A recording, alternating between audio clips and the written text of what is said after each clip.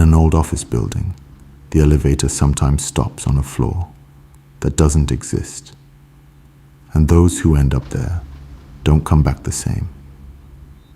This happened in Chicago, in the South Loop district. The building had been abandoned for nearly 10 years after an insurance company shut down. Local security guards avoided night shifts there.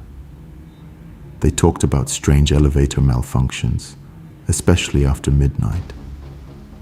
Sometimes the panel would light up with a 0, even though no such floor existed.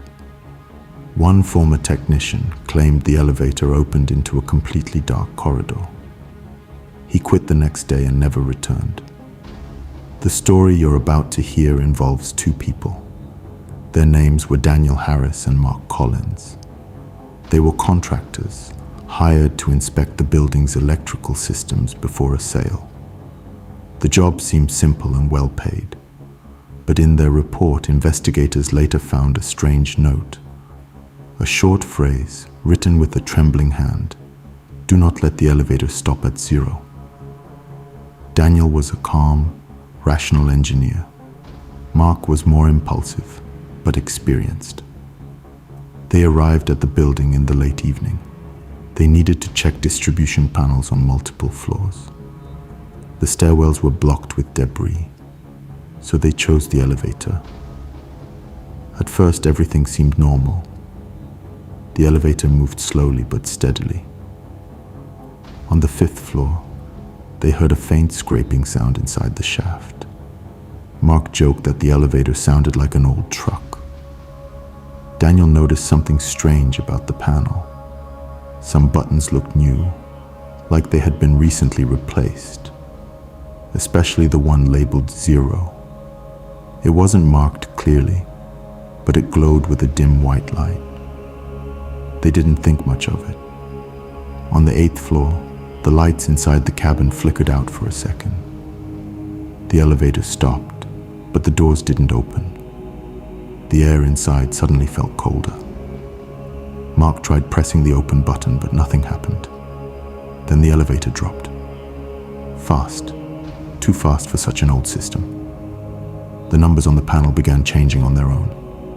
10, 7, 3. And then a number appeared that hadn't been there before. 0. The elevator stopped with a heavy metallic thud. The doors slowly opened. There was no normal hallway beyond them. Instead, it looked like a distorted reflection of the real floor. The same lobby, the same walls. But everything seemed darker, as if covered in a thin layer of ash. And someone was standing there. At first, they thought it was another person. But within seconds, they understood. They were looking at themselves. Daniel saw his own face, pale, motionless. The eyes were open, but empty. Mark stepped back, but his double stepped forward. Their movements were almost synchronized, like a reflection in a mirror that lags behind. But there was one difference. The doubles were marked. Dark stains covered their clothes.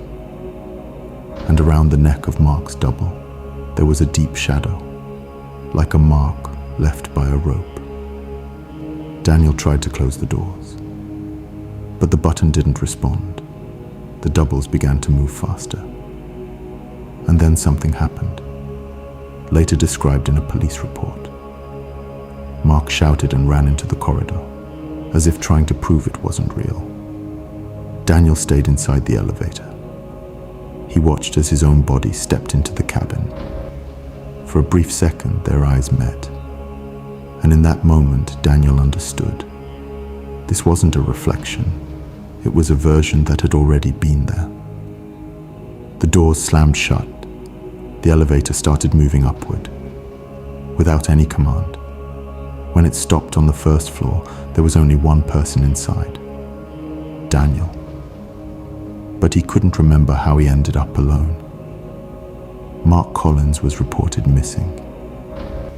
He was never found inside the building or anywhere else. Daniel gave a short statement to the police. He claimed Mark had taken the stairs. but the security cameras didn't confirm that. A week later, Daniel returned to the building. He came at night without permission. A guard tried to stop him but failed. Daniel stepped into the elevator and pressed the 0 button. That was the last thing the cameras recorded. After that, the elevator stopped working entirely. A month later, during an inspection of the shaft, workers found an old camera. There was film inside. On the last frame, there was an image. 2 men standing inside the elevator. Daniel and Mark. They were looking straight into the lens. And behind them, in the reflection of the doors, there were 2 more figures. The same faces, but completely still. That photo is now stored in the city archive. I obtained a copy through a records request. Since then, the building has been sealed and scheduled for demolition.